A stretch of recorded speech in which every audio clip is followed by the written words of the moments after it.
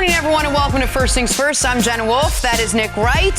Brian Westbrook joining us. Good morning. Good to have you here. You were what up, B? How are you doing? Right before we went on the air. You might as well share it with everyone. Oh, no, I wasn't telling a joke. We have very funny producers on this television show. That's all. They just say things to me right before the show to try to make me laugh, and today they got it done. Sometimes they do it while I'm talking. Absolutely. Okay. So shout out to all the behind-the-scenes folks today. I love it. We got a lot to get to on the program, and we are going to start with yesterday's big news in the NFL.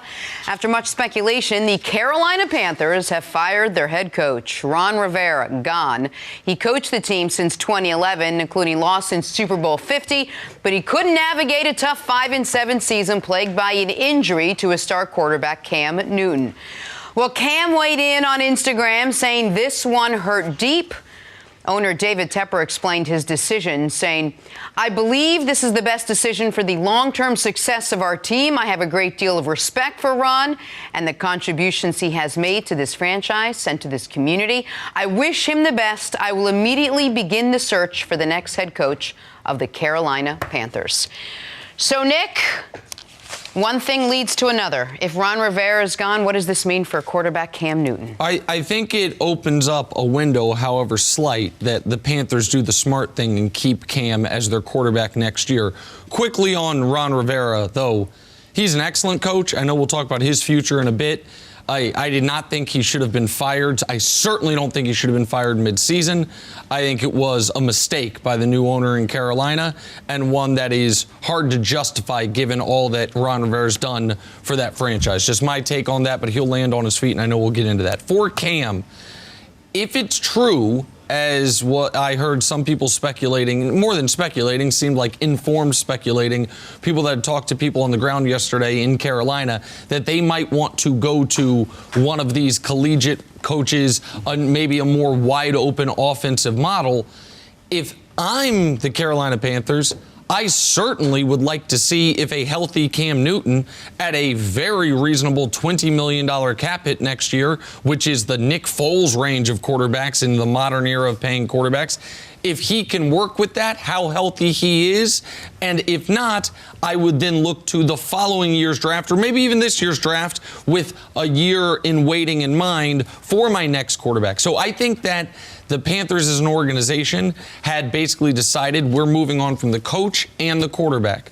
But once you move on from the coach, what if the new coach says, well, I think I can work really well with Cam. I think some of these collegiate models we're seeing work really well with Cam's skill set. So I think the window is open slightly ajar to keeping Cam Newton in-house, because I don't think anyone's going to come in there and say, Kyle Allen's going to be my quarterback. It's either Cam or through the draft. And Brian, even if it's through the draft, maybe you want to keep Cam Newton for the final year of his contract. Yeah, I love the idea of keeping Cam Newton. I think when you have a veteran quarterback that has been through wars, a healthy Cam Newton, that's the biggest question. But when I hear the owner, David Tepper, say we're rebuilding, it's going to be messy, and it's a process, to me that all says that we're not going to keep Cam Newton. We're going to go and move on to a brand new coach as well as a brand new quarterback. And I think that can be a messy process. You have a lot of things going for you there in Carolina. The biggest thing is Christian McCaffrey. And if you go away from Cam Newton, you bring in a rookie quarterback, what are you going to do with him at that point? He's one of your stars in that city. That's something that you have to think about. You see what's going on in New York with Daniel Jones and Saquon Barkley, and trying to match up the time that your star running back is going to have a quarterback that's capable of playing and help him to win. That's a messy process. And if you're talking about a 2, 3, 4 year process, why not keep Cam for a year, just like you're mentioning, groom a young quarterback, and then at that process, when that process is over, transition to that new process. That's the best way to do it, especially when you have a great weapon like Christian McCaffrey. David Tepper also said that it was time because long-term mediocrity would not be tolerated. Do you think this has been a mediocre team the last couple of years? Or is the answer yes because of the injuries plagued by Cam Newton? Exactly right, Jenna. We need to understand what Ron Rivera and Cam Newton had done in Carolina the last half decade. They go 15-1 and go to the Super Bowl. The next year, they win the division and win a playoff game. The next year, they go 12-4 and get to the divisional round of the playoffs before losing a really good playoff game to Drew Brees and company in the New Orleans Saints. And then what happens?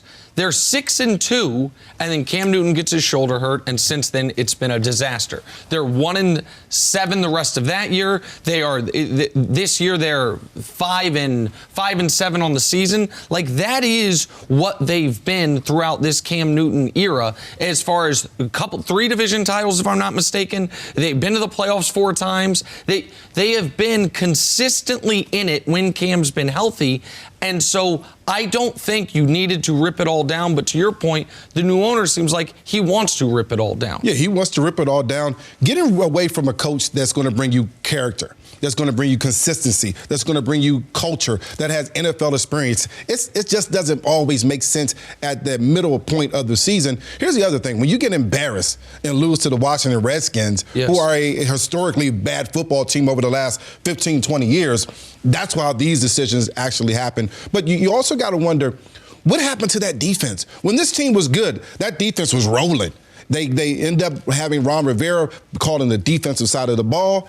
That defense still hasn't quite figured it out. Offensively, they were rolling when they had a run game, and Cam was in that pocket throwing the football and running the football as well. We're not quite sure if the new coach will want Cam to run the football anymore. That's why I think Cam is probably done there in Carolina. And what's the theme in the NFL? What have you done for me lately? They don't look at what he's done in the first couple of years of Ron Rivera's career and coaching career in Carolina. It was what happened the last couple of years, regardless of whether it was because of Cam's injuries or not. I love Ron Rivera, too. I worked with Ron when he was, I think, the linebackers coach in Philadelphia. He's a strong guy. He's a great coach. You even said it. He's definitely going to land on his feet. Where do you think he could end up? Well, I think right now the Dallas Cowboys and the Cleveland Browns should both be. There's no tampering with coaches. Well, even if there is, doesn't matter because Ron Rivera's now been fired. Even though they are yet to fire Jason Garrett and Freddie Kitchens. Those are 2 teams that are ready to win right now. 2 teams that I believe have above average, if not better, quarterbacks. 2 teams that have enough talent on the roster that if they just had better coaching would be not only in the playoff picture, but I think potentially leading their respective divisions. Cleveland maybe not leading over Baltimore, but right there in the thick of the AFC playoff hunt. A team like that needs a coach like this. And a team like that, I believe, could use a defensive-minded, hard-nosed head coach that says, hey, we're going to hire the offensive coordinator. His job is going to be the quarterback. My job's going to be everything else on the roster. So I wouldn't, if I were Dallas or Cleveland, try to go with a Lincoln Riley type, which maybe works, and maybe you're going after another coach in a couple years. I know Ron Rivera can coach in this league. I know that 2 teams that lack discipline, that lack attention to detail, could use a coach such as Ron Rivera. So those are 2 teams that I feel like we know the jobs are going to be open at the end of the year. I think they should start the bidding war right now for Ron Rivera, because one of them is, if they're smart, is going to get him, and one of them is going to be missing out. You're absolutely right. Both of those teams, they need a defensive-minded coach. And I think when you talk about what's going on in Dallas, Kellen Moore has done a decent job of progressing Dak Prescott, but they both need discipline. Both of those teams, when you talk about the defensive side of the ball, and in Cleveland, offensive side of the ball, they need discipline. They need a guy that has pedigree in the NFL. And when you bring in one of these young coaches, there's a lot of veteran players that are always looking at him like, well, what does he know about the NFL? What does he know about what's going on in this league? But you bring in a guy like Ron Rivera, he's a guy that they're going to say, all right, it's no nonsense from day one. We're going to be disciplined. He has a pedigree as a player as well as a coach. He led his team to a Super Bowl in 2015. And at this point, now he has to go out there and continue to coach. And he will. He will continue to coach. And I was with him in Philadelphia as well. And he was a guy that was no nonsense. He led that linebacker group under Jim Johnson. And he's a guy that can go and change things in Cleveland as well as Dallas. And so both of those locations will be great for Ron Rivera. Take a lot of discipline to change things in Cleveland right now. Just a little pop shot on our way to first break of the show. Chiefs versus Patriots. Patrick Mahomes versus Tom Brady. The new best versus the old best. 4-time MVP Tom Brady was asked about the reigning MVP and Patrick Mahomes, and here's what he had to say. He's pretty spectacular. I think very highly of him and his skill set, and he's a very good player. And they realize they have a very good team. They have a very good offense. They have very dynamic receivers. One of the best groups in the league. They got one of the best tight ends in the league. They have some great running backs, and Patrick distributes the ball to all of them. Nick, who do you trust more come Sunday? I almost say it laughing, but Mahomes or Brady? I don't know how this can be a question in 2019. Patrick Mahomes, by the way, coming off the worst back-to-back games of his career, actually. And he was excellent in his first game back from the knee injury. Has not been as good the last 2 games. Oddly enough, the first game back when he was excellent, the Chiefs lost. The last 2 games when he wasn't that great, the Chiefs won, which speaks to potentially the slightly improving defense. But, of course, the answer is Patrick Mahomes. Patrick Mahomes is the best quarterback in football. Now, he hasn't had the best season, and he's not going to win MVP, and he shouldn't, as of today, receive a single MVP vote. Not only because he got hurt, but because Lamar's been better and Russell's been better, and so I'm not arguing that. But Patrick Mahomes is the better quarterback now, and by the way, he was the better quarterback when the two met last year. In that, you're right, Jenna. I have had this game circled and the potential rematch in the playoffs since the moment the Chiefs lost the coin flip in the AFC Championship game. Not when they lost the game, when they lost the coin flip. Because when they lost the coin flip, I'm like, well, damn. Guess we're not going to the Super Bowl this year, boys. But in that AFC Championship game, it was Patrick Mahomes that led 3 separate fourth-quarter comebacks. It was Patrick Mahomes that played the clean game with 3 touchdowns, 0 picks. It was Tom Brady that had 1 touchdown, 2 picks, and should have had a 3rd to end the game, but Dee Ford lined up a few inches offside. So this year, the answer is clearly Patrick Mahomes, and last year, the answer was Patrick Mahomes, even though his team didn't win those games. Yeah, I think you would think that it would be clear. I don't know that it's just that clear. This is what I know about the New England Patriots at home. They've won 21 straight, including the playoffs going back to last year. They're really good at home. Yep. This year, that defense has only given up 2 touchdowns with 7 interceptions. So they get after the quarterback. They attack the football. And the last 3 quarterbacks that have played there in New England have only averaged 189 yards passing in the football game. That's how good that defense is on the at home in particular. Sure. And so when you talk about Mahomes, Brady, you certainly have to factor in the defense that they're playing. I have no faith in Kansas City in this new defense that has produced a bunch of turnovers. Tyrann Mathieu has been great. However, I'm not sure that they can do that going on the road, going into Foxborough and winning there. That's a different thing for that football team. I'm not so sure that I would take Mahomes over Brady. In fact, I would take Brady over Mahomes in this matchup. Because Mahomes has to go against the Patriots defense. Exactly. It's based Brady on the gets defense. to go against the Chiefs. That's right. But, you know, the Patriots defense hasn't looked as great the last couple of weeks, and the Chiefs defense has looked better the last couple of weeks. So do you see that evening out a little bit better? Well, listen, the Patriots defense, you're right, Jenna. What they've gone from is one of the best defenses ever through the first 2 months of the season to one of the 2 best defenses in football. And what the Chiefs defense has done is gone from one of the 3 worst defenses in the league to maybe one of the 8 worst defenses in the league. Like now, last week, this most recent game, they played excellent, start to finish against the Oakland Raiders. And the very end of the Charger game, they played well. But overall, I don't think the Chiefs yet can even claim to have an average defense. They played 2 teams that have been struggling a little bit offensively. 100%. And in the Chargers, a quarterback that's been very turnover prone. And in the Raiders, who all of a sudden, the last 2 weeks, their season just fell apart, losing to the Jets and then no showing against Kansas City. I just don't think the Patriots' defensive personnel matches up well with Kansas City's offensive personnel at all. Why was Houston successful? Speed, speed, speed. Nobody has more speed than the Kansas City Chiefs. Tyreek Hill lit up the Patriots in their first matchup last year. In the second matchup, they said, we're going to take Tyreek Hill away. He only made 1 big play. The Chiefs still scored 31 second-half points. How? Because Sammy Watkins came to play. Because they got other people involved. Now, Watkins has basically been a no-show. After week 1 of the year, he was unbelievable. Since then, he's been very mediocre in production. But I don't think you are going to be able to slow down substantially the Chiefs' offense. Now, the Patriots should be able to hold them under 30.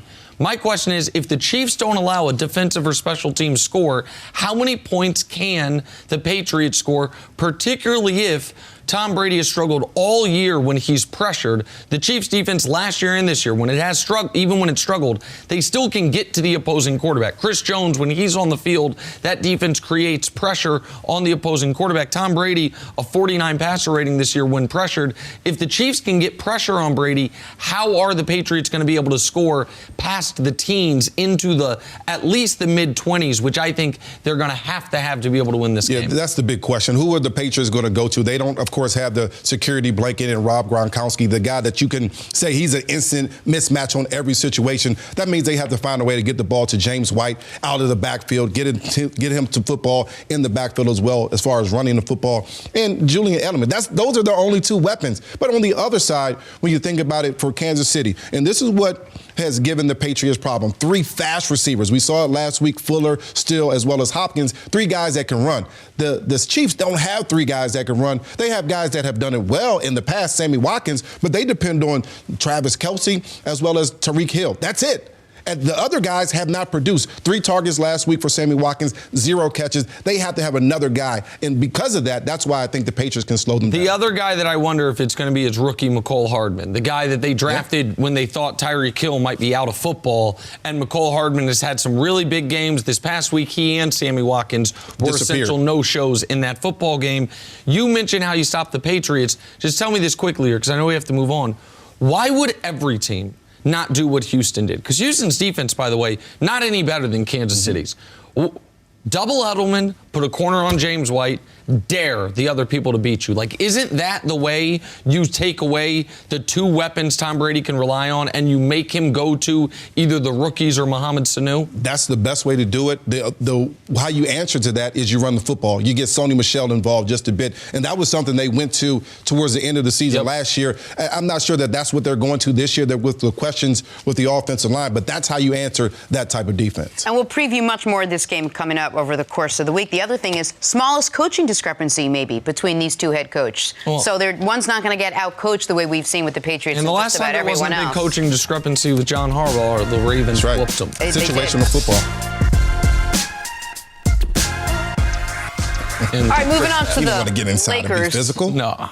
Who snapped their 1-game losing streak. They took down the Nuggets on the road last night, 105-96. LeBron and AD totally in sync. Here's how I know. Both with 25 points, both on 9 of 18 shooting, both made 6 free throws, both had 3 fouls, both played 37 minutes. Keep in mind, AD did this while battling flu-like symptoms before the game. Nick Wright, how confident are you in the Lakers as they continue this tough stretch of their schedule right now? Well, I was incredibly confident before last night's game.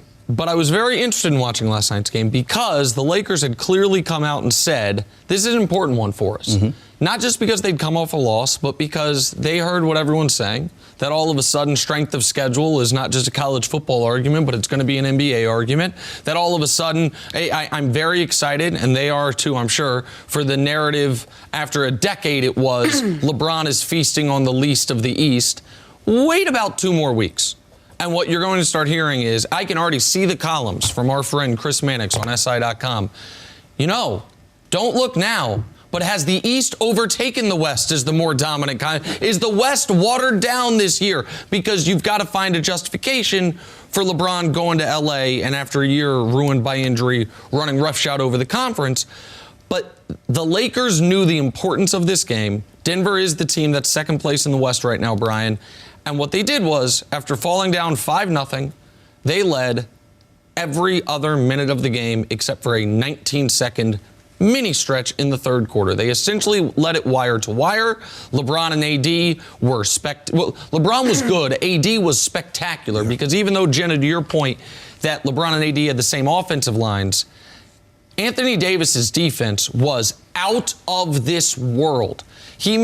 Nikola Jokic would have rather spent 60 minutes on a treadmill than do what he did last night against Anthony Davis. And it was a great, dominant win, even if the final margin wasn't dominant, because they were in total control throughout the entire basketball game. Now, they got a really tough back-to-back at Utah tonight, so we'll see if they can bring that same intensity. But this was a good check mark in the season. Wait, and we should add that not only did he have flu-like symptoms, AD had to have an IV in his arm at halftime just to have the energy to come back out and play in the second half. The dominant teams, the best teams in NBA history, have been able to turn it on and off whenever they want to. The Lakers still have that same ability. They have the ability to say, okay, okay, for these next 12 minutes, we're going to play defense. We're going to just hustle on defense, get some fast break buckets. You talk about what the Lakers are doing. I love the fact that they are third in the league in fast break buckets. They are getting down the floor, getting easy buckets for LeBron, AD. The other part that they're doing that I love is that they're second in points in the paint. They're getting the ball down low. They're getting contributions from, of course, Anthony Davis, but also Dwight Howard. You're getting points down low. Dwight was excellent. Yeah, and that's what's going to continue to help them to grow. LeBron, he is special. We all know that, and he can turn it on. But he's getting the ball to everyone around him, allowing the other guys to help them win basketball games. That's going to allow him to have more longevity. And when you talk about winning basketball games, they're talking about going into the postseason with home court advantage. That's why they're playing so hard right now. That's why they're doing all these things, especially on the defensive side of the ball. I don't see that changing, especially on this road stand. And listen, the single toughest back-to-back in the NBA right now is at Denver, at Utah. Most teams never do it. The Lakers got to do it right now. The reason it's so tough is the altitude in Denver. It's a really, really good team. That home court advantage in Utah might be the best in the whole sport. And so some would say Lakers-Clippers is the toughest back-to-back, but there's no travel involved in that. It might be the two better teams. There's no travel. If the Lakers sweep this back-to-back, I don't want to hear another mumbling word about the schedule because we're a quarter of the way through the season. They got the best record in the NBA.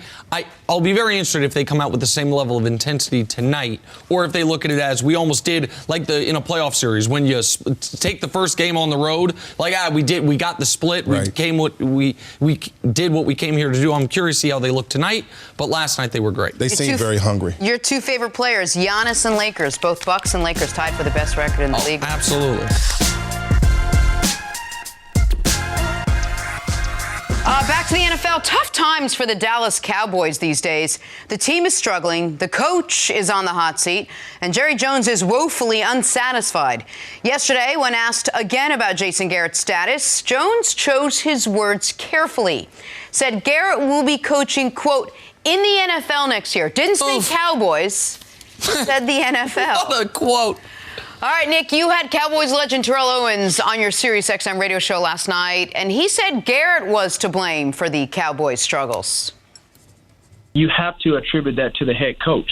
Again, you can't just point fingers at the players. The players are really a byproduct of the coach. You're only going to do and go as far as your head coach leads you. It's been the same old story, with Jason Garrett and the Dallas Cowboys team year after year after year. I've been saying it since I left, and I haven't backed away from it. So again, at the end of the day, Jerry has to at some point bite the bullet and understand that this guy, he is not the answer. Nick, is T.O. right? Is this on Jason Garrett? It's not only that T.O.'s right. The owner clearly agrees with him, Brian. Yeah. With that comment. We might say T.O. is an axe to grind. T.O., he said there, he's like, I've been saying this for years. Listen, we know, and I appreciate T.O. coming on the show last night. T.O. don't like Jason Garrett, right. And so this is not a non-biased observer. But we know Jerry Jones agrees with him because that quote is wild. If somebody asks my boss at FS1, what if my contract's expiring, what's Nick Wright's future look like? And he says, I'm sure he'll be on TV somewhere next year. Man, I am preparing my metaphorical resume. And here's the reason, Brian, that Jerry and T.O. and everyone has to blame the coach. It's really hard to blame the roster. And Jerry can't blame the roster because he and his son picked the roster. And paid the roster and are bringing the roster back next season. So if you're going to bring back definition of insanity, doing the same thing again and again, expecting different results, if you're going to have the same human beings involved from a player standpoint, the only way to expect different results is to get different coaches involved from a coaching standpoint. So yeah, T.O.'s right that the lion's share of this falls on Jason Garrett's shoulders because you can't blame Dak. He's having the best year of his career the last couple weeks notwithstanding, and the rest of the roster is pretty damn good. When you think about coaching, so there's a lot of different ways to coach. You're talking about the players coach. The guys are just so nice to the players kind of run over them just a little bit. The other side to that is a disciplinarian. You're talking about Tom Coughlin, a guy that's saying be there 15 minutes early or you're late. And so I don't know that Jason Garrett is certainly not a disciplinarian. He's more closer to the players coach that guys can count on. It seems right now the people in Dallas, the players in Dallas, they need more of a disciplinarian, a guy that's going to kick him in the butt and say, listen, this is the way we're going to do things, Ron Rivera. Rivera. This is the way we're going to do things, and we're going to do it this way. If you're not marching to that beat, then at that point, you're out. And so if you're talking about Jason Garrett, things get stale. The messages get stale. I remember when Andy Reid was in Philadelphia, as good of a coach as he is now in Kansas City, there was a point in Philadelphia where the message got stale for the players, even though he is a great coach. He went to Kansas City, turned that thing around. The message in Dallas certainly has got stale. I got a problem with Jerry Jones, though. This team is still in the playoff hunt. This team still has an opportunity to win that division. And last week you said, I'm going on TV and I'm blaming the coach for the miscues on the special teams. It was obvious the coach should have told him, scoot up some and, try to catch the football, all those things. That's obvious. But when your team still has the ability to make the playoffs, you don't go on TV and say, we're going to blame the coach and all these different things. You don't go on the TV and say, well, he's going to be coaching in the NFL somewhere, because now the players in the locker room hear that and they're like, well, listen, we're not going to listen to this guy anymore. And they're already not listening to him. And so that's a point as the owner. You have to say, I need to step back. Maybe I don't need to say anything. That's a big question when you talk about Ron Rivera and other coaches going there. Do you want to deal with Jerry Jones? Jenna, he turned the head coach into a substitute teacher. 100%. Right. Like, when you say that, I mean, nobody can. There's no way around that quote from Jason, and which is why, from Jerry about Jason, pardon me. And so, which is why, even if you think, well, T.O.'s not a unbiased observer, he is saying what Jerry Jones is, to me, clearly thinking. Well, this is the closest that Jerry's come to saying this is it for Jason Garrett. I'm not doing it now, but I will do it. But all the things that both of you said, Jason Garrett isn't. Ron Rivera could easily be in that spot. He could be a disciplinarian. He could also have a new, fresh message to those players. He can get a roster that's very good already and get them to play up to their potential. Yeah, to me, this is a no-brainer. And coaches as good as Ron Rivera don't often come available. I think Ron Rivera is better than Mike McCarthy. I know Mike McCarthy won a Super Bowl. I think Ron Rivera has done more with less in Carolina than Mike McCarthy, who did a little less with more, having Aaron Rodgers that whole time in Green Bay. And it's the exact type of coach you need. And I don't think the Cowboys, I don't think it'd be in their interest to take a big swing on a first-time NFL head coach, even if that swing is Lincoln Riley, who's going to have a bunch of teams offering him $8+ million a year maybe to leave Oklahoma, because you don't have time for the learning pains. You are not starting fresh. Now, the New York Giants, if they could get Lincoln Riley, maybe that makes sense. They are in rebuild mode. They've been terrible for a few years. Now they got a second year. They will have a second-year quarterback. Team like that. Washington, you know what I mean? A team that is not ready to compete. The Cowboys are ready to compete for a championship. And so I don't think you can go with the sexy hire. I think you got to go with someone that is established and who will focus on some of these coaching hires, Brian, it's like they are hired to coach the quarterback, and the rest of the team will figure itself out. If you hire Ron Rivera, you can say he's going to coach everything but the quarterback, and we're going to hire an offensive coordinator specifically for our quarterback. The Dallas defense, they're missing a bunch of tackles, and they're undisciplined. Who better than an old-time linebacker, played with the Chicago Bears, to lead that defense, which you mentioned? He has pedigree. He also has accountability. He can build a culture in that locker room that they sorely need, and some discipline. This is a perfect hire for the Dallas Cowboys. And the killer for the Cowboys, Jenna, is they don't have a single victory to hang their hat on. Even Philadelphia, as disappointing as they've been, at least they can still say to each other, even if it's lies, when we play our best, you know what we can do? We can go to Green Bay and win. Mediocre, underachieving teams usually lose some games they shouldn't, but also occasionally play up to their caliber. The Cowboys don't have a single game this year where it's like, look at how good we are when we play our best. They have a couple of ones where they could say, look how bad we are. Yeah, so, I mean, look at that Jets game and say, look, this is how bad we could be. But they don't have really try to They don't have the opposite of it.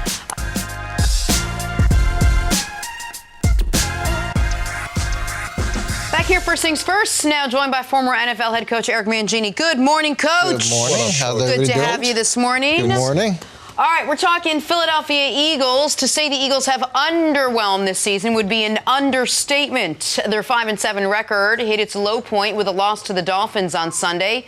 Doug Peterson has taken the blame, saying, I'm disgusted, I'm mad, I'm angry, and I'm probably more so mad at myself. Eagles could have tied the Cowboys atop the division with a win against Miami. Instead, they are back to the drawing board with just 4 games left to play. Brian, you're a resident Eagle guy on set here. Who is to blame? Is it Peterson or is it quarterback Carson Wentz? While Carson Wentz has not played great, Coach, 5 touchdowns and 3 interceptions in the last 3 games, I placed this last loss to Miami at the feet of Doug Peterson. Here's the thing. You're going down to Miami to play a 2-9 football team, and you don't have your team prepared. You don't have your team amped and ready to go down there and win a football game. And this is why you should.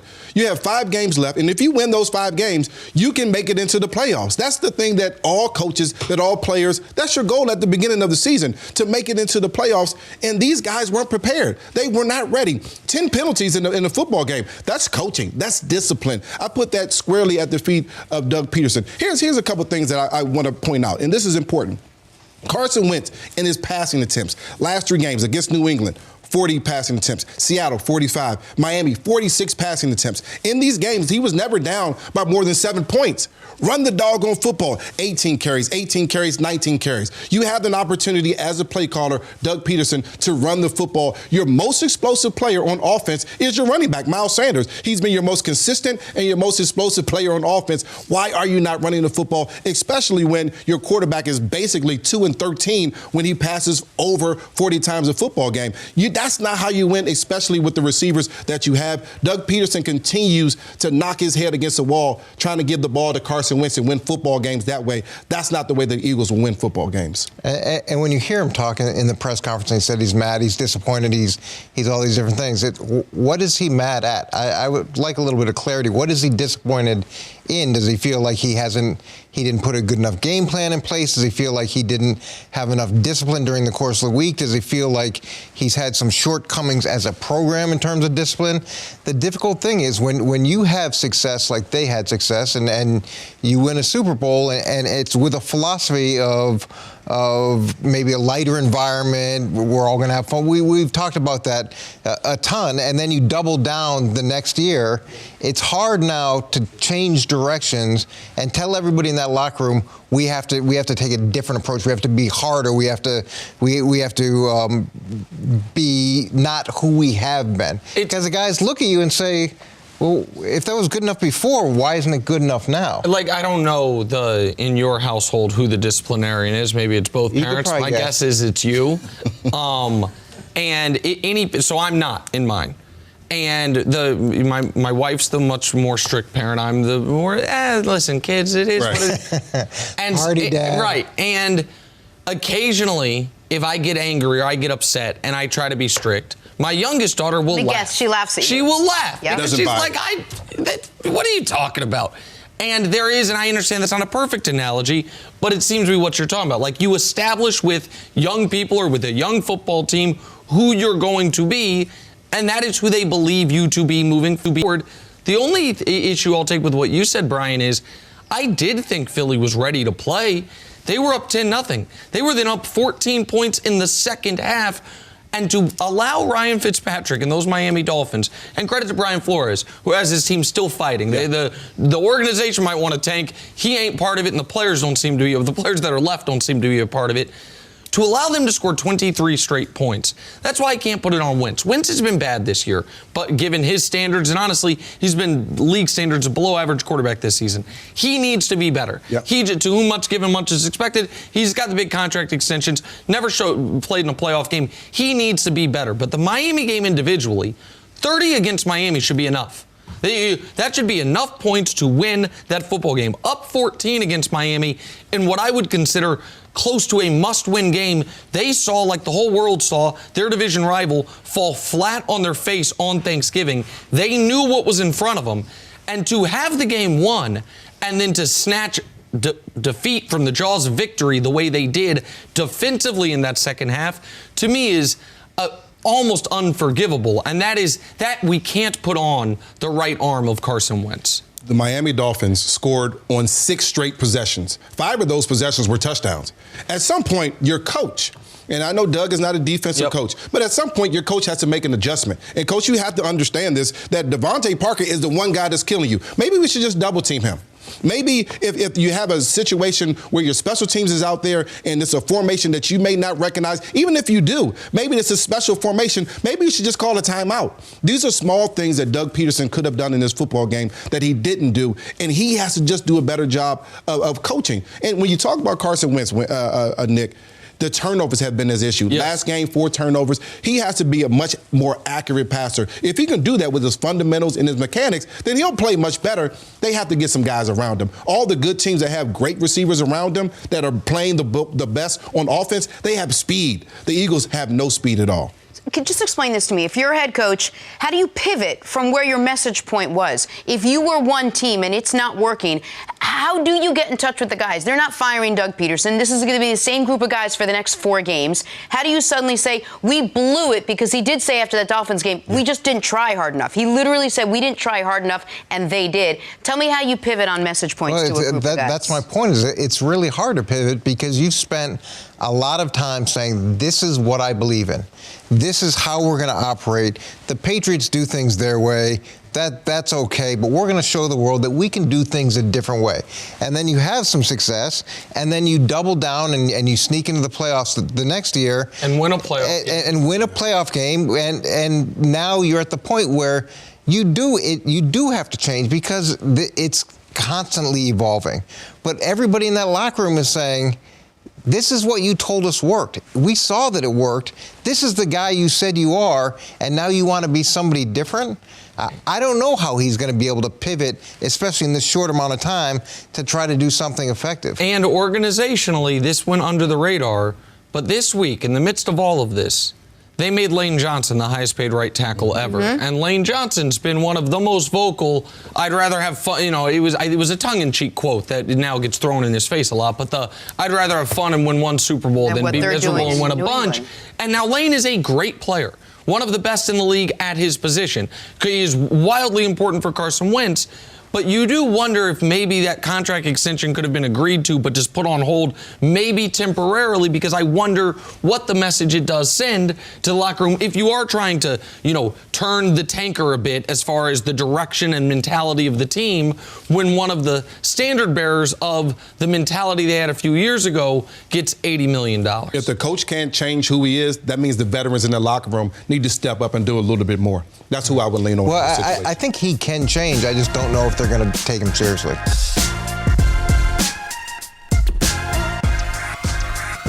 Back to the big story of the day. The Carolina Panthers have fired head coach Ron Rivera. Rivera, who coached the team since 2011, including a loss in Super Bowl 50, just couldn't navigate a tough 5-7 season plagued by an injury to his star quarterback Cam Newton. On Instagram, Cam wrote, "This one hurt deep." Owner David Tepper explained his decision, saying, "I believe this is the best decision for the long-term success of our team. I have a great deal of respect for Ron and the contributions he has made to this franchise and to this community. I wish him the best. I will immediately begin the search for the next head coach of the Carolina Panthers." All right, Nick, what do you think this means for Cam Newton? Because the two are really paired. Well, I think ostensibly it would appear move on from the coach, about to move on from the quarterback, fresh start for everything, and the quotes from the owner, as you've pointed out, Brian, lead you to believe that. But I would imagine that whoever takes this head coaching job is going to want to have the biggest say in who the quarterback of the team is. And I think there are a lot of coaches, particularly if you pull from the college ranks, that might say, all right, even if we are drafting a quarterback, Cam has a year left on his deal, is an incredibly reasonable cap number in today's dollars, $20 million for next season, and a lot of the things Cam Newton does well are those RPOs, some of the collegiate stuff that we're seeing, whether Arizona do with Kyler Murray, or he's not Lamar, but some of the stuff Lamar does. And so why don't we wait and see what this final year of his contract Cam Newton would look like in a new offense with a new coaching staff, with a healthy foot and healthy shoulder for the first time in a few years. So I do think the window is at least slightly open for Cam to stay with the Carolina Panthers. Now, I don't know if Cam wants to. The way, I mean, if you're Cam Newton, you're the best player in the history of the franchise, and they have been essentially pushing you out the door because you got hurt. So, but I don't think the door is totally closed yet, and I'm certain the next, whoever comes in is not going to say, well, Kyle Allen is the guy I want to ride with for the next decade. Well, David Tepper obviously wants to put his stamp on the organization. He said that. He's talked about the changes he made to the business staff, and now he's making changes to the football side. And part of that could be getting a new quarterback, getting his franchise quarterback. We're going to learn a lot more about this as the interview process starts, because he'll have an idea of what he wants to hear from those candidates. And if he is a big Cam supporter, he's going to want to hear a guy who says, let me go ahead and give Cam the best possible shot. And if he wants to move on to a different guy, that's going to be the type of head coach that he hires. I don't think it's done for Cam in Carolina in terms of it being a certainty. But I would imagine they're trying to rebrand this whole organization with this move, and part of that rebranding is probably moving on from him longer term. Yeah, Cam has been the face of that organization for a long time, but the biggest question about Cam is how healthy is he, and can he remain healthy? That's the biggest question. The only thing that has stopped Cam throughout his career is his health. And so the next coach is going to come in and say, all right, this is what I want to do. I want to be able to run those RPOs. I want to be able to sprint the quarterback out and get him outside of the pocket and throw the football. And can Cam do that for 16 games? Because if he can, then you have the opportunity to draft a young quarterback and say, okay, you just groom yourself under Cam. We got him under contract for a reasonable price. And at that point, you groom your young quarterback. You groom him with Christian McCaffrey as well. And then you find a way to get rid of Cam at the end of the season. But if Cam plays well, you keep him. So if you're a new coach, there's nothing better than having a veteran quarterback in your locker room that has been there and done that if he's healthy. That's the biggest question. The only thing that I'd say, if you're going to try to go to the Baltimore RPO, heavy quarterback run system like that, when you're Cam Newton, you're not interested in doing that. That's not. You're making $19 million next year with a chance to make significantly more. You're not interested in carrying the ball 20 times a game, and especially after you've had a history of injuries. That's the last thing you want to do, is to be put in that position. If you're going to run that system, you need to go get a young guy that's willing to do that and put himself in that situation. We're all assuming that he's going to recover fully from this Liz Frank injury, and that his shoulder is going to be 100% fine, and that whatever tinkering they did with his throwing motion is suddenly all going to fall into place. Those are a lot of ifs to see if you're going to get the same Cam Newton, or even close to the same Cam Newton, who's willing or able to run all the RPOs. But my question is, how does the timing work out with all that? Are you going to have time to know whether he's healthy by the time you get a new head coach in, by the time the draft rolls around? I mean, there's a lot of things that have to fall into place. Yeah, but you said we're all assuming something. I'm not assuming any of that. Well, I am reading the NFL and the world that exists where Nick Foles gets $88 million on speculation.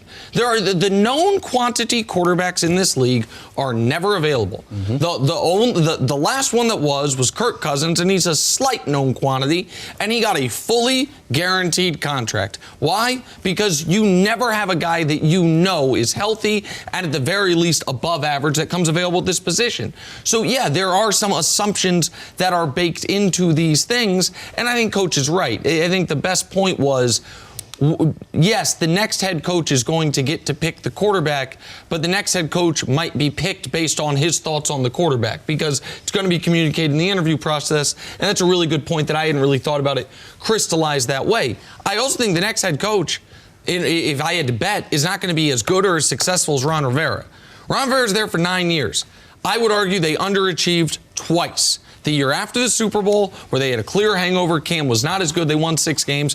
The one other year they underachieved was in between 12 and 15 win seasons when they went 7-8-1. And even that year, though, they won the division and won a playoff game. You find me the year where, like, wow, Panthers weren't good enough. They were a 1-win team that then won 6. They then improved to 7. Then 12 wins and a bye. Then the 7-win season I mentioned. 15-1. The 6-win season I mentioned. 11-5. Last year they're 6-2. And Cam gets hurt. This year, Cam gets hurt. There's not, and they still have won 5 games. They're the only team that hasn't had consecutive winning seasons since 1995. And how many winning seasons are there total in that list? There's 3. But how many of those years? Out of how many years? Out of 9. How many years? And didn't they have the NFL MVP? Yeah, and they went 15-1. So they overachieved? 2-time Coach of the Year. Hold on, but what year? I mean, I like Ron Rivera too, but when you treat Jason Garrett pretty harshly for the mediocre season they're having. Yep. But yet a 7-8-1 where you go to the playoffs, you're like, oh, yeah. But Jason Garrett does not get criticized for the 4-12 year when what happened? When his quarterback got hurt. You look at what Ron Rivera did. The first 2 years they're building from a 1-15 team. They then win 12 games, win the division, 15 games, a terrible 6-win season, 11 games and play a great playoff game against the Saints. And last year they're 6-2. He had a stretch of 5 seasons of tremendous success, the closest you can come to without winning a Super Bowl. And then Cam got hurt. And so, that is the line of demarcation. Now, if you want to argue they should have had a better backup plan in store this season, fine, so be it. But I thought they were overachieving this year until this last month of football. And I think Ron Rivera was ahead of the curve on analytics. I think he is, when I watch league-wide, he doesn't make game management gaffes like so many of these guys do. And the Cowboys have, to me, underachieved given talent. The Panthers have overachieved given talent, to my eye. That's your biggest point. The Cowboys have underachieved given the talent that they have on their football team at this point. And Jason Garrett hasn't got the most out of the talent. I would argue that Ron Rivera got the most that he possibly could out of the talent that he had there in Carolina. That football team was a good team. They had the injuries. You talked about the injury to the linebacker core as well as the injury to the quarterback. Both of the quarterback, the head of their respective side of the ball. Those are big issues for those guys in Carolina. Ron Rivera was a good coach. He wasn't able to win those big games, but he didn't also have any special players on his offense besides Cam Newton and at this point, Christian McCaffrey.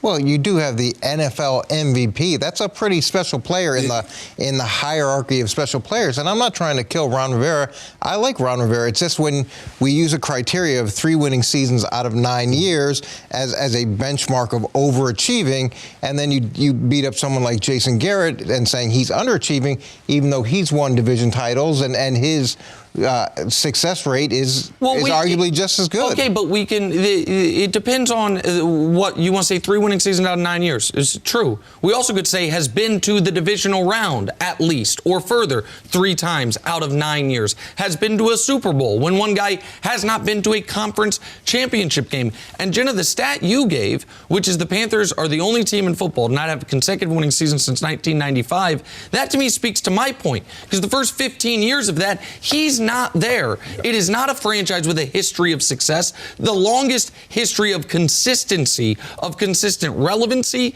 and success has been under Ron Rivera. And you said they had the league MVP. And they've been damn good when the league MVP has been healthy. What happened was the league MVP got hurt. You can't justify the 2016 6-10 season. I get it. Super Bowl hangover or not, that shouldn't happen. But every other year, this team has overachieved its talent level to my eye. And the 1 year their MVP played like an MVP, they're a possession away from winning the Super Bowl, and he doesn't get to finish the season. I just think it's a bad move by them. All right, we got a break.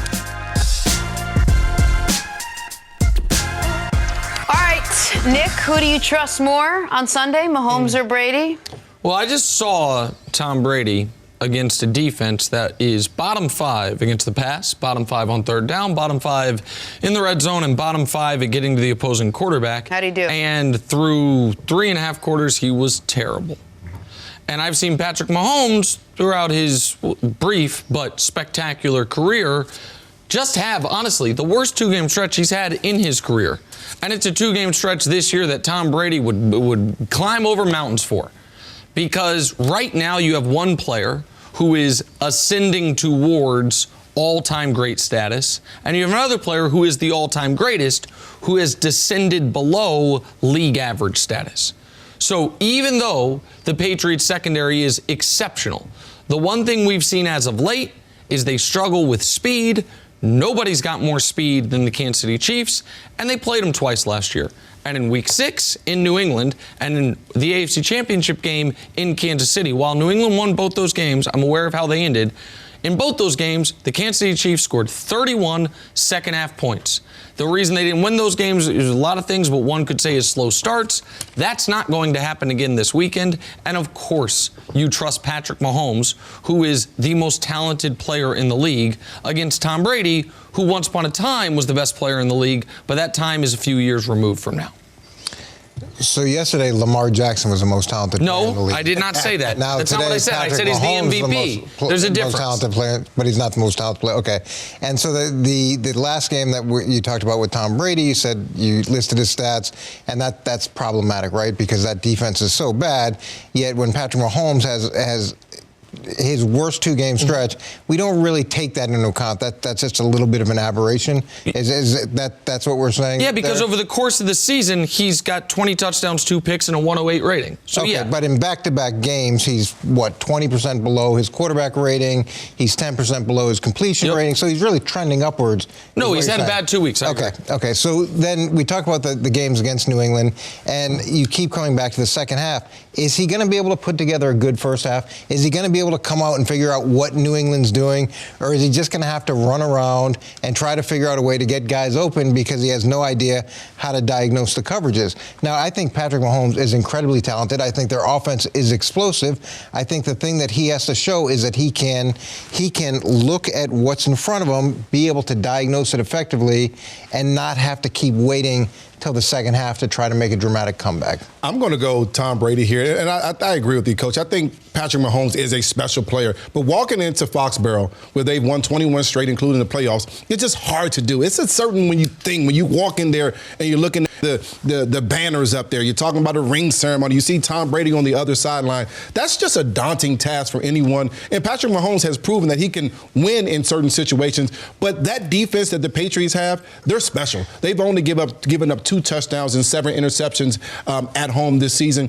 They know how to get after a quarterback in the way. And the one thing that they do better than anyone is adjust. Adjust to what you're doing and take away what you do well. Just imagine if they take away the big play down the field from Tyreek Hill. Now, what do the Kansas City Chiefs go to? Do they go to a run game? That's been non-existent. Do they just throw the ball to Travis Kelce? He's a great option, but can you somehow double team him? There's a lot of different things that you can do to slow down this Kansas City Chiefs offense. That's why I'm leaning towards more of Tom Brady than anything. But I'm just curious. I just want to know, if Brady struggles against this very mediocre Chiefs defense, it's not going to be because of him, though. It's the weapons. If Brady plays well, it's because he's great.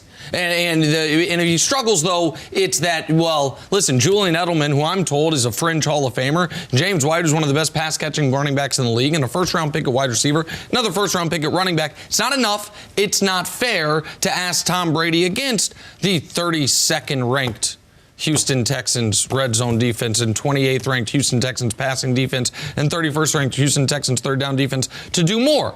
But when he played, I just don't know what the rules of engagement are for this as far as what I'm expecting to see on Sunday afternoon. There's always been a sliding scale for Tom. I'm saying when half the team flies down a different plane because they've had the flu, of course we don't take that into account because the Patriots, they always overcome it. When it's your third center, you don't look at it. It's the Patriots. They always overcome it. When you lose your starting tight end, when you lose your backup tight end. He retired. No, I'm talking about James Devlin. Okay, so you lose James Devlin to okay, gotcha. Well, he's a fullback tight end hybrid. Sorry. When you have the transition, the young players that they have, and we have such a high expectation of them being able to overcome every challenge that they're graded on a different curve. And if you put Patrick Mahomes on New England's offense, they win the Super Bowl going away. If you put Patrick Mahomes on a team with that defense, they win the Super Bowl going away. I want to know Patrick Mahomes offensively. What would that performance look like? Without those speed weapons. He is with New England's offensive group. It's Patrick Mahomes. Tell me what that looks like. Okay, I'll tell you what it looks like. You know what? Philip Dorsett becomes a legitimate deep threat. And N'Keal Harry has the type of season McCole Hardman's having now that he's back in the lineup. And we're not whining about the lack of a fullback because if you have Patrick Mahomes on your team, you're not trying to run some I formation 1960s offense. You're throwing the ball around the field. They ran the reason the center, the blocking tight end, and the fullback are so desperately important is because you got a 42-year-old man at quarterback, so you have to lean on the run game. They would love. Are you kidding me? What it would look like if Patrick Mahomes was on this team with that defense? And I like Andy Reid, but that schematic coaching advantage, what it would look like? Yeah. It would look like an undefeated team that is the overwhelming favorites to win the Super Bowl, as opposed to a team that has a gaudy record but is about to be 0-3 against the 3 teams in the conference that matter: the Ravens, the Texans, and in 4 days, the Kansas City Chiefs. You're telling me that Patrick Mahomes hasn't benefited significantly from having arguably the best tight end and one of the most explosive receivers? Absolutely has. But now when you put him into a group that doesn't have anywhere near that level of ability, you're telling me that he's going to elevate those guys. When his weapons aren't available, everybody's talking about the fact that it's so challenging for him. Yes. Because before he hurt his knee, Tyreek Hill went out in week 1. He didn't have him the entire time, and he was the best quarterback statistically in football. The Patriots lost their center. The Chiefs lost the #1 overall pick left tackle for 8 weeks. No one gives a damn. Pardon me. When they lost their left tackle, they also lost their left guard. Does anyone know? No, because teams lose offensive line into injury every week in this league. But because we are grasping for reasons why Tom Brady's gone 2 months without a great game, it's like, well, what do you expect him to do? What do you expect him to do with an all-time great defense and the greatest coach ever and the best home field advantage in sports? It can't be his fault when it's clearly partially his fault. Well, the Patriots certainly need to get back to running the football. That's what they did well last year. Without Gronk on the edge, I think that's a little bit of an issue. Coach, I want to ask you a question, though. When you talk about the coaching matchup, Andy Reid versus Bill Belichick, who do you give the edge in that matchup?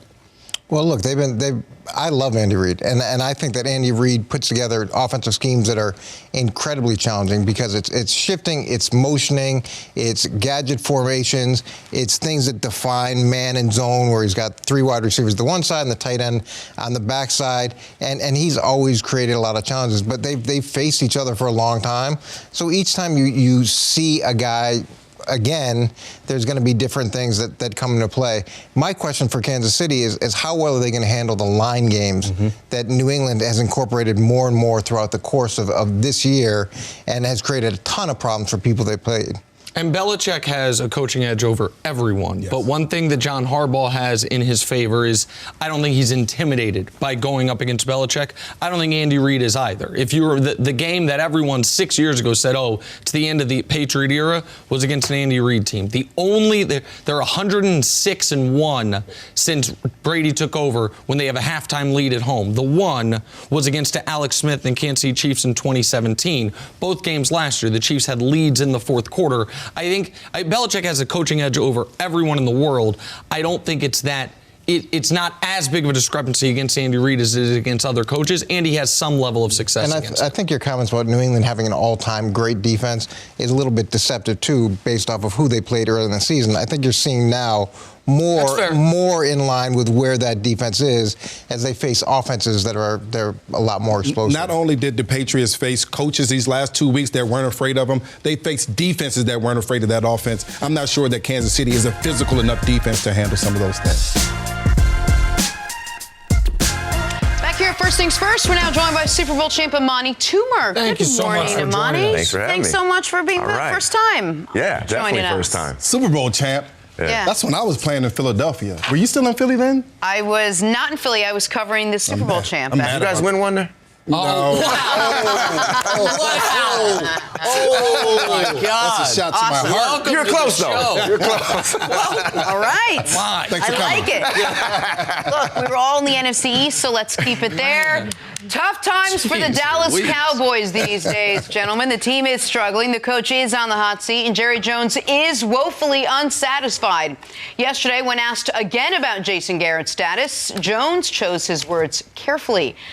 Said Garrett will be coaching, quote, in the NFL next year. Didn't say for the Cowboys, said the NFL.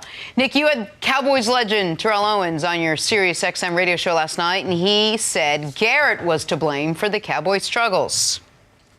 You have to attribute that to the head coach. Again, you can't just point fingers at the players. The players are really a byproduct of the coach. you're only going to do and go as far as your head coach leads you. It's been the same old story, with Jason Garrett and the Dallas Cowboys team year after year after year. I've been saying it since I left, and I haven't backed away from it. So again, at the end of the day, Jerry has to at some point bite the bullet and understand that this guy, he is not the answer. Nick, is T.O. right? Well, yes, and you don't, to steal a line from old LeVar Burton on Reading Rainbow, you don't have to take my word for it. Take Jerry Jones's word for it. If any public service announcement, if any of our or your employers are ever asked about your status moving forward, and they're like, well, it'll be working somewhere next year, you are screwed. Right. It is a wrap for you, B. And so the idea that the Cowboys are not moving on from Jason Garrett, I think we can now set it aside. And Amani, the reason they have to, even if you want to, not you, but the generic use, people want to argue, actually Jason Garrett's a good coach, is because the players are not going to change next year. They're going to bring Dak back. I believe they're going to bring Amari back. Every other frontline player is signed for multiple years. So if you're not going to be able to change the personnel, there's what is the other fundamental shift you can make? They've already changed out offensive coaching staff. They a few years ago changed out defensive coaching staff. Like there's only one card left to play. It's not going to be a rebuild. It's going to try to be regrouping to where they were a couple years ago, and it's going to be through firing the head coach. Well, I think you got to understand why Jerry Jones stuck with Jason Garrett for so long as it is. It's a personality thing. He won. They won 3 Super Bowls in 4 years, but he didn't like the fact that he didn't like the way the coach took most of the credit for the victory. So this is a situation where he's there. Jason Garrett is there because of the fact that he gets along well with Jerry Jones. He knows how to make Jerry Jones feel comfortable. He doesn't overstep his bounds. And that's why he's been there for so long. Because, I like Jason Garrett. I think Jason Garrett, I played with Jason Garrett with the Giants. I credit him for helping me, to have one of my better seasons. So I wouldn't say that the problem in Dallas, I wouldn't say it's Jason Garrett. I think it's easy to say it's Jason Garrett. But this team is just not very good. I think they have a lot of players that are good players. I don't think they have a lot of great players. I think there are players that, that check the box in the NFC East. But when you go outside the NFC East and you play against the rest of the league, they just don't match up. And you can put you can try to make them as good as you want them to be.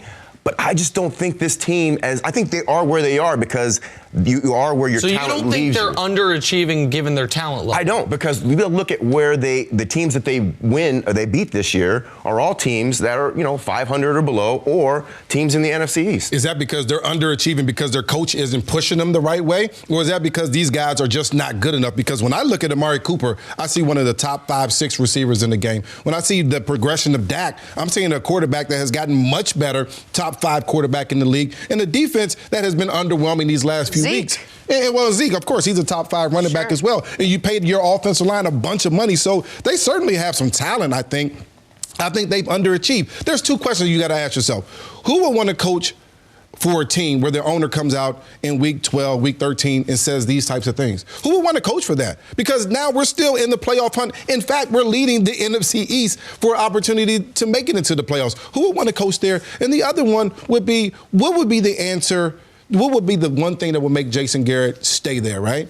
The playoffs, making the playoffs, of course, and winning the Super Bowl. Of course, he has to come back after that. Is this team ready to make a playoffs? Potentially. Are they ready to win a Super Bowl right now? Absolutely not, especially the way that they've played lately. They can't do either one of those things. And so I think the answer for Jason Garrett is that he probably won't be here next year. I think Jason Garrett is the scapegoat. He's the easiest person to fire as a head coach, or the quarterback, right? They like Dak. They think Dak is on an upward trend. But I just think that you look at this team and you talk about all their talent. Amari Cooper, he's a great player. Is he top 5? I don't know if he's top 5. You got to remember when he was with the Raiders, he was a shadow of himself for years, bad right? quarterbacking. So he comes back to, to Dallas. He plays a lot better, and all of a sudden people think he is where he was his rookie year.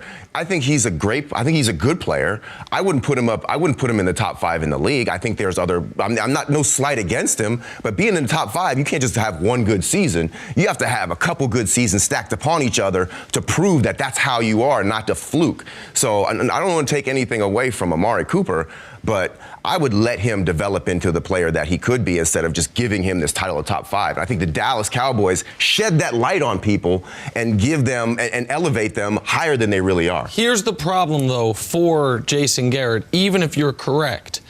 Jerry and his son Steven clearly believe this team's more talented than you do. Yes. Because they have paid them as such. The reason the Cowboys can't deal with injuries, I don't think that's coaching, by the way. I think that is the way they built their team. When you have as many frontline, high-paid players, the reason the Patriots every year, the way they build their roster is they have a bigger middle class than any team in football. They have a ton of $4 to $7 million a year guys because aside from Gilmore and Brady, nobody's making above $15 million. The Cowboys done the opposite. You got the highest paid offensive line in football. You gave Zeke his money. You gave DeMarcus Lawrence his money. You gave Jalen Smith his money. And we're talking about them even doubling down even further on that strategy with a contract for Dak or Amari or Byron Jones or at least 2 of those 3. And so the guys who've picked the players are the people who are going to decide on the head coach, and they don't want to blame themselves. They don't want to say we made bad decisions, and even if they did make bad decisions, there's no way out of those. Most of those contracts, they're going to be there the next couple of years. I think, despite what you guys are saying, though, about the meddling Jerry Jones does with the head coach, I think this is a great job. Not only because of the talent of the roster, but yeah, Jerry Jones this year, he has come out and had some very critical in this last comment. It's just a death blow to Jason Garrett.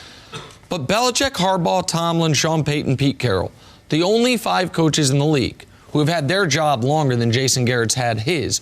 You can't say that Jerry Jones has not been patient with Jason Garrett. And if I'm a head coach, if I'm on the market, I'm like, okay, so I'm going to be at the highest profile teams. For some guys, that's not their personality. Some guys would love it. There's no salary cap on coaches. They got bottomless pockets in Dallas. And I have this talent on my roster. And at least this decade, they've been very patient with their head coach. To me, it's a great job. You don't have final say in that locker. You never have final say. When you walk in there, you're not the man. The man is the guy that's standing behind you. And a lot of coaches want to be able to have that authority in a locker room that you can motivate a team, and it doesn't have to be my word, but wait, Jerry Jones will be behind me in 5 minutes. It's really his word. That's what you agree to when you sign on to coach the Dallas Cowboys. Am I right? You are, but I just never bought into the thing that where a head coach can make me play any better. Like, I never played in the NFL for a head coach. I played for my teammates and I played for myself. And also, going to Nick's point, when you talk about the way that they built this team, I think you're absolutely right. I think it's the Sean Lee situation, right? Like, remember when Sean Lee was their defensive stopper in the middle, and when he was out, their team was terrible. Now they got Van Der Esch. It's the same thing. Like, Sean Lee's older. Van Der Esch is their guy that they feel like can stop, that can create a lot of tackles and do all that stuff. So I think that you're right in that sense, in that it's not really about, I think that they're not very judicious with who they give their money to, and they don't spread it out evenly. They high end, and then they have a whole bunch of under guys that probably shouldn't even be in the league on the team. That's the owner making those decisions, and that's why you have to be worried if you're the coach, because now he's just going to play the top end guys, and those middle guys that you speak of, they won't be on the football team. They built this team the way the best European soccer and basketball and NBA teams are built. Let's worry about the very top of the roster. The rest will figure itself out. It does not work typically in a sport as violent as football. When injuries are such a big part of your sport, having your team built that way, it looks good preseason every year. And then once the actual real games start being played, it's a very difficult way to win. They need to be like the Saints, getting Bridgewater. Yes. That's the kind of decision that teams who are going to be successful can withstand a big hit at quarterback like Drew Brees. Yeah, so I think that's one of the reasons why Cowboys are there. Thank you for listening to the First Things First podcast. Remember, leave us a review and tell us what you think. Subscribe to the podcast on Apple Podcasts and catch us on FS1 Monday through Friday, 6:30 a.m. Eastern.